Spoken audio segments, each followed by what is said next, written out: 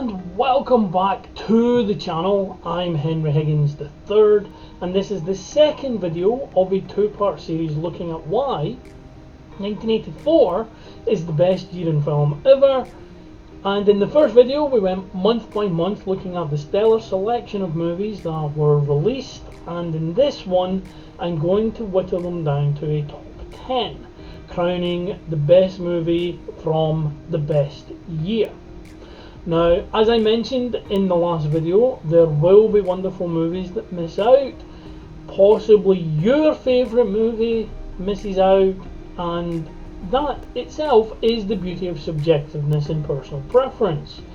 For the top 10, as I mentioned in the year in review video, I weighed them up on enduring legacy, their pop culture relevance, their just sheer enjoyability, and possibly one of the more important and sometimes overlooked aspects of what makes a good movie, it's rewatchability. Now, due to this, there are some movies that I do believe are absolutely fantastic, but they're not movies I would watch again. Case in point, sneak preview for the top 10, Once Upon a Time in America did not make the top 10. It is a fantastic movie, but it is not one that I would watch again. It is excellent, it's well acted, but it's a tough watch, it's a powerful watch, it's a draining watch. So it wasn't easy to whittle down 74 to 10, and there were some heartbreaking cuts to be made. But before we get to the official countdown, let's have a look and see which movies you guys selected as your best film from 1984.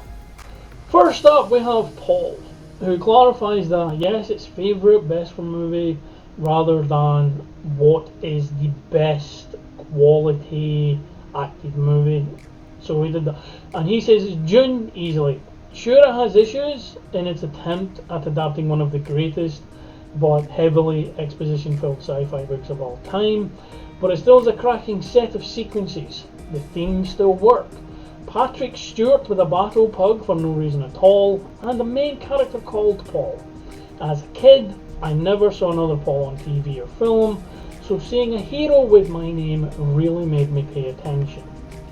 And that in itself, not to get political here, that is why representation is important.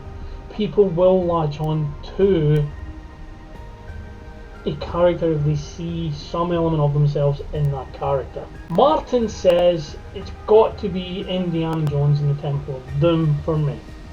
I loved Indy back in the day and still do. I've watched this movie so many times and my favourite in the franchise. Even watched it on TV while holidaying in Spain, and it was in Spanish. That's devotion. Mandy, short and quick, to the point. Spinal Tap, first mockumentary I ever saw. It's still quoted from today. Jane comes in with one of the heavy hitters, Ghostbusters. Reitman was directing, Aykroyd and Landis were writing, Murray was ad-libbing and making everyone look like amateurs, and Parker Jr. was plagiarising and making it better. Bit saucy there, Jane. Debs, another one short and sweet, comes in with Bachelor Party. There is no day so bad that I can't get a smile out of it. Decom, he's in there. My favourite 1984 film is The Adventures of Buckeye Banzai Across the 8th Dimension by W.B. Richter. Stars Peter Weller, John Lithgow, Jeff Goldblum and Christopher Lloyd, and Clancy Brown among others. I love it because it does what it does without any regret. It encapsulates 80s pop culture zeitgeist, while it's a throwback to pulp heroes like Doc Savage. It's over the top, it's colourful, and you can tell that the actors had fun making this. It's a one-of-a-kind, lightning in a bottle type of movie. My favourite movie. Becky comes in saying this is a horrible thing to make me do. I mean, Buckeye Banzai was 1984 and we did a review of that for the podcast years ago. It was glorious. There's Firestarter and Ghostbusters and Terminator and Neverending Story. This is like choosing a favourite child. Currently John, actually, as he got me 2 cushions. Do realise, Becky, this is encapsulated forever now and your kids will see this. Every time they put on this video, they will know you chose John. She continues, I think I'll have to go for Karate Kid, but for reasons not just based on the movie, but also on the legacy that is Cobra Kai. Hashtag Team Johnny.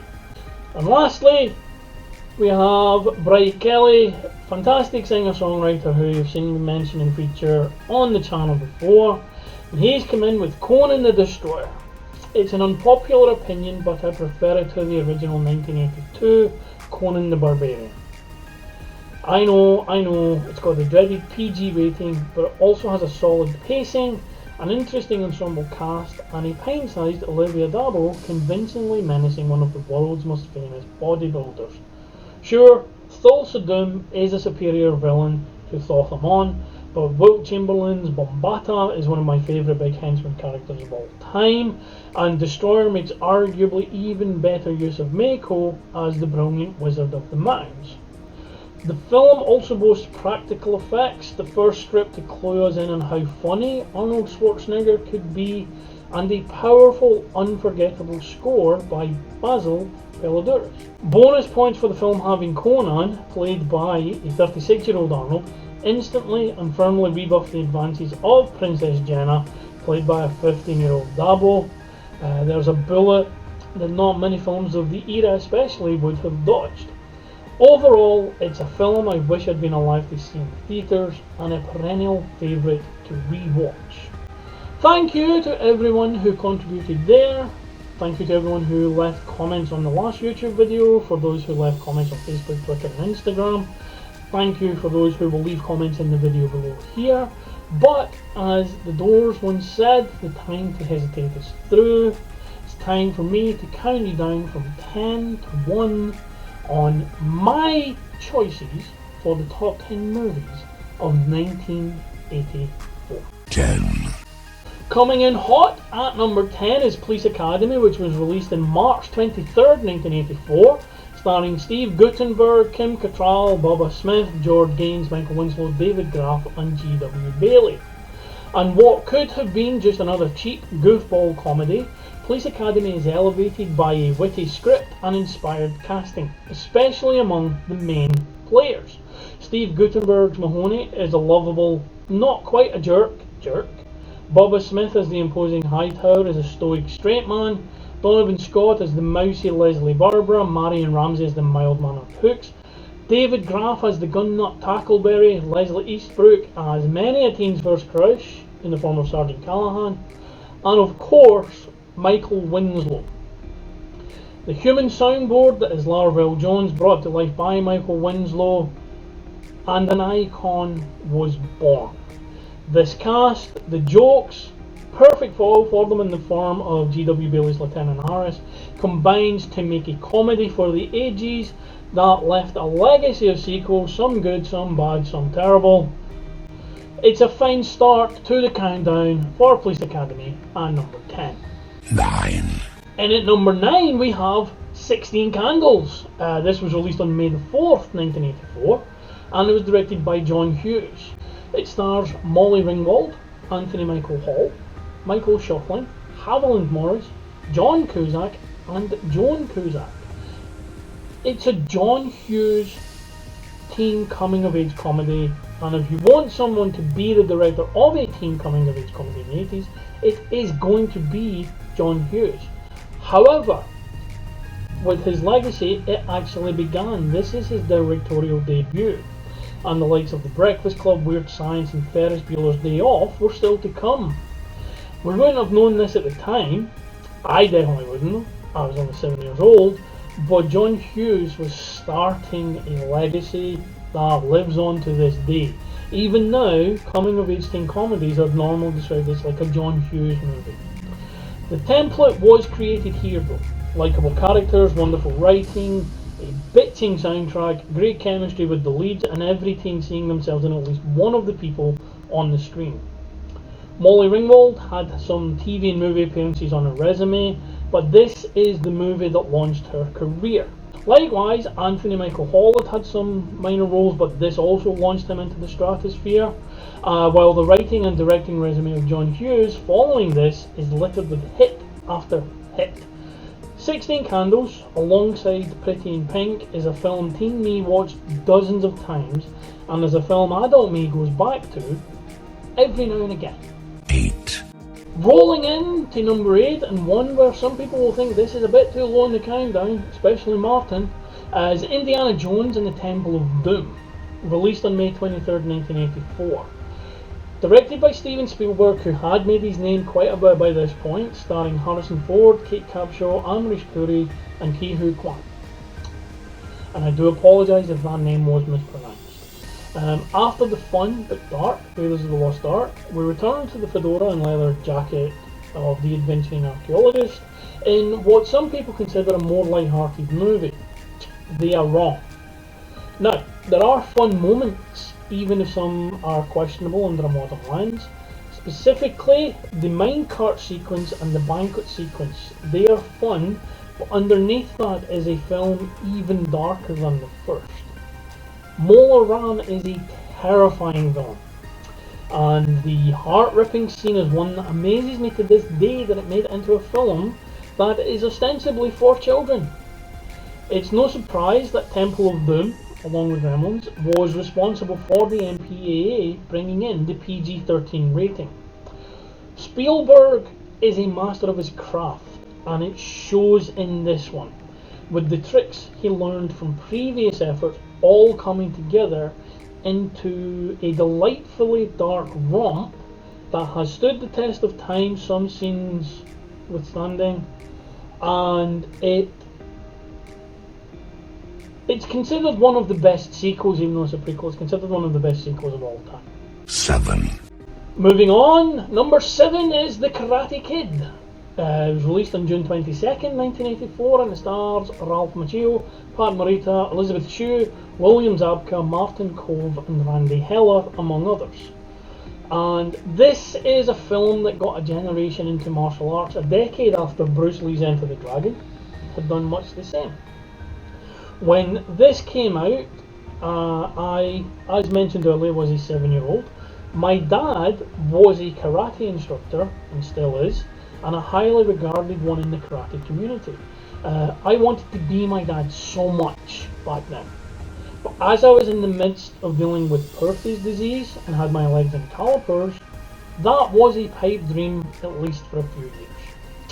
However, with this movie, a teenager, played by 22-year-old Ralph Macchio, is taught karate by the wise Mr. Miyagi, played with a charming wit and a real glint in eye humour by the late Pat Morita. And he uses the skills taught to him to beat the bullies, win the local karate tournament, and fall in love with Elizabeth Shue's Ali. The influence this movie had on me personally is immeasurable, and the legacy it ushered in, dodgy third movie, even dodgier Next Karate Kid, and the remake aside, persists to this day with the absolutely amazing Cobra Kai, which is the perfect blend of nostalgia for the past and evolution for the future. And to simplify this, you know a movie made an impact when every single kid in school was trying to do the crane kick. 6. Reaching the halfway point, we have This Is Spinal Tap. It was released on March the 2nd, 1984, directed by Rob Reiner, stars Christopher Guest, Michael McKean, Harry Shearer, Rob Reiner himself, and like all the guest stars. And a good spoof is hard to pull off.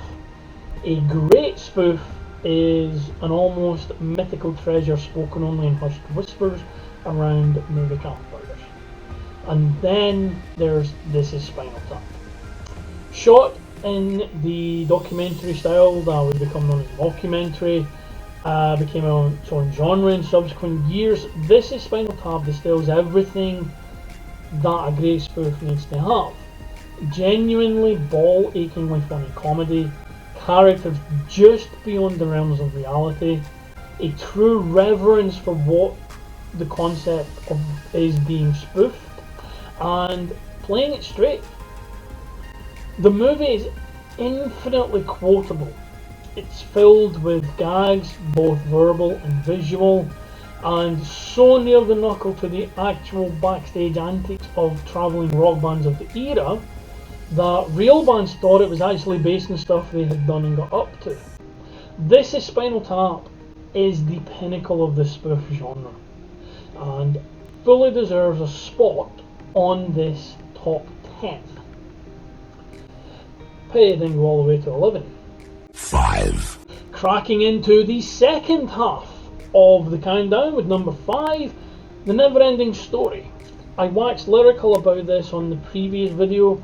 It was released on July 20th, 1984, directed by Wolfgang Petersen. Stars Noah Hathaway, Bara Oliver, Tammy Stronach, Patricia Hayes, Sidney Bromley and Moses Gunn. And if you frequent social media, you've probably come across a post or a tweet asking who was your first celebrity, your first movie crush.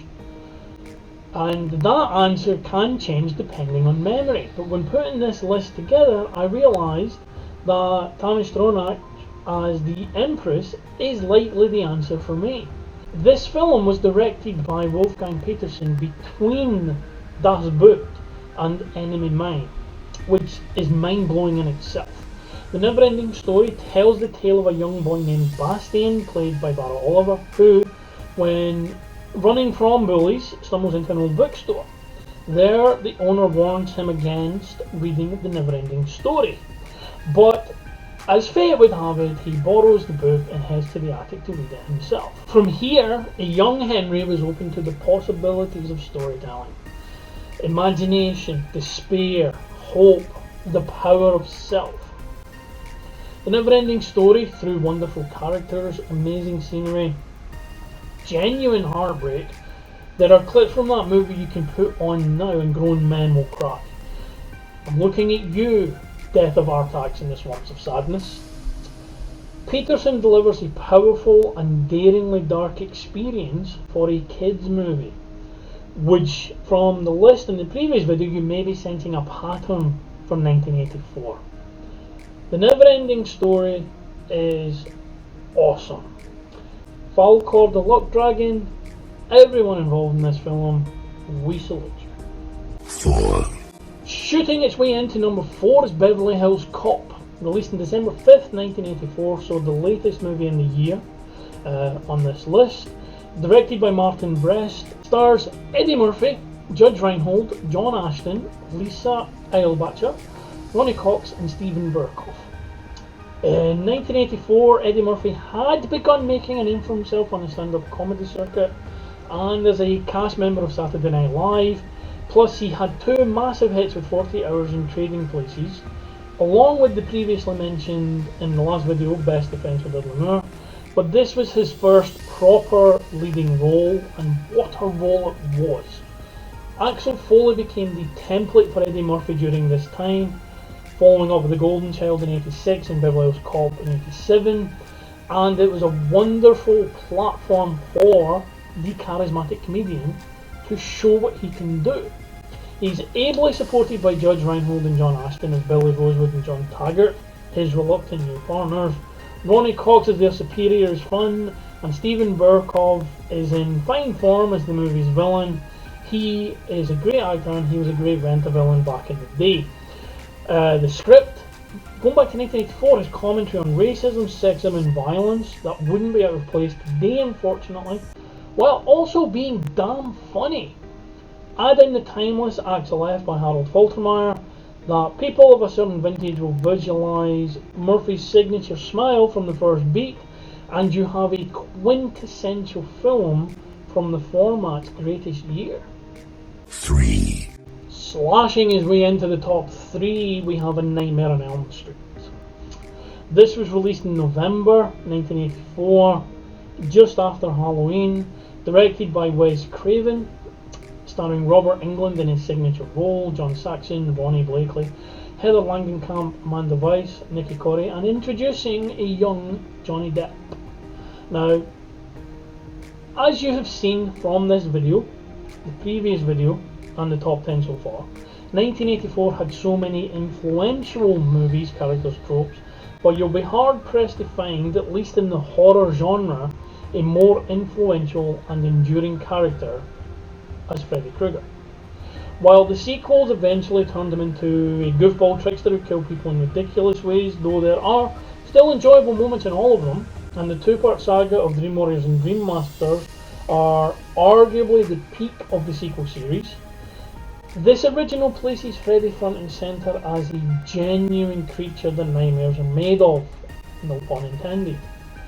Kept to the shadows for most of his introduction, with a colour scheme for his attire chosen specifically because red-green contrast is uncomfortable for people to view, Freddy Krueger cemented himself into the cinematic folklore from the very beginning. Casting Robert Englund was a bold move too. We've seen things previously with Robert Pattinson being cast as Batman in The Batman, Heath Ledger as the Joker, Michael Keaton as Batman. There's a litany of why they're casting this person. And Robert Englund was that for Nightmare on Elm Street. It was a bold move as he was generally known back then as the jovial good guy Willie on the TV series V. But he was perfect for the role simply because he was small and meek looking. John Saxon adding acting credibility to the film. Heather Langenkamp thrives as the final girl, Nancy. And Craven, as I mentioned, introduced the world to Johnny Depp. To those of a younger age, it is hard to explain how terrifying Freddy Krueger was back in the day. And while New Nightmare is my favourite movie in the entire series, and my favourite incarnation of Freddy Krueger, A Nightmare on Elm Street ushered in a legacy of scares very few can match. 2. The penultimate film on the list, in at number 2, and a movie a lot of you probably expected to be number 1 based on the background that I have for this video. Ghostbusters was released in June 1984, June the 8th. It's directed by Ivan Reitman. It stars Bill Murray, Dan Aykroyd, Harold Ramis, Ernie Hudson, Sigourney Weaver, Rick Moranis, Annie Potts, and William Atherton, a few of whom are actually behind me now.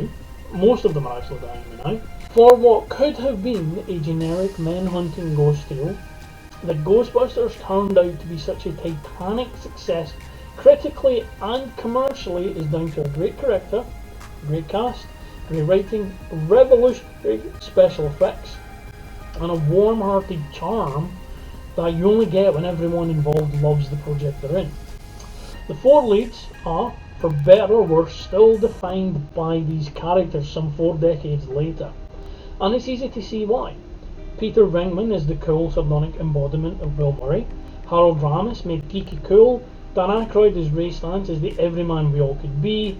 And Ernie Hudson, the outsider looking in, who joins them after they've initially set up the Ghostbusters, he's the piece that completes the puzzle as Winston Zeddemore. Sigourney Weaver, another early crush of mine in this movie, and Rick Moranis make the most of their supporting roles, as does Annie Potts as Janine, while William Atherton created the template for every slimeball, politically motivated bureaucrat to come after him. I feel like I'm repeating myself, but this is another kids movie with dark undertones. I still have nightmares over the library ghost transformation for one. Ghostbusters is a thrill ride with many a quotable line, many a memorable scene, and great villains with the Terror Dog, Stay Puft, and Gozer. All 3 of them are behind me as well. So whenever I want to turn to a comfort movie, I know who I'm going to call. 1. And finally, using temporal displacement to crash themselves in to the number 1 spot in 1984, we have The Terminator. Released on October 26, 1984, directed by James Cameron. As mentioned in the previous video, his first actual proper movie where he was in the director's chair. He did do Piranha 2, but he was bumped up after the original director was fired. It stars Arnold Schwarzenegger in inarguably his most iconic role, Michael Biehn in inarguably his most iconic role, Linda Hamilton in inarguably her most iconic role, Lance Henriksen, Paul Winfield, and Earl Bowen. The Terminator is as iconic can be. But before we get to that, let's have a look at why it shouldn't have worked. As I mentioned, James Cameron had only the micro-budget movie Piranha 2 under his belt, and he was only given the gig once the original writer was fired and he was promoted from the special effects director. The lead was an Austrian actor with an unpronounceable name who only had minor roles until the twin success of the Conan movies over the previous year. When he came to Hollywood, he had his name changed to Arnold Strong for Hercules in New York. He said then, and he told movie producers, not only will people be able to pronounce my name, they will know me by my surname. That name will sell a movie on its own, and he was correct. Arnold Schwarzenegger, he basically made himself. And the protagonists in the movie were played by Michael Biehn and Linda Hamilton, who, like Schwarzenegger, had only had minor roles before that point. Adding to that, the story was just classic B-movie fodder, time-travelling robots. However, despite everything going against it all worked. James Cameron grasped the reins when given his first proper time in the director's chair. He's a perfectionist who had come from a special effects background. Everything in the Terminator was meticulously crafted by a meticulous craftsman. Arnie was the perfect physical embodiment of the T-800, with scant dialogue and his own accent used to great effect and emphasis. Conan may have been the role to launch his career as an actor, but the Terminator is the role that launched his career as a star. On the side of the good guys, Kyle Reese and Sarah Connor are believable in their actions and motivations, and the music itself is basically a slasher in sci-fi clothing. It's also a road movie.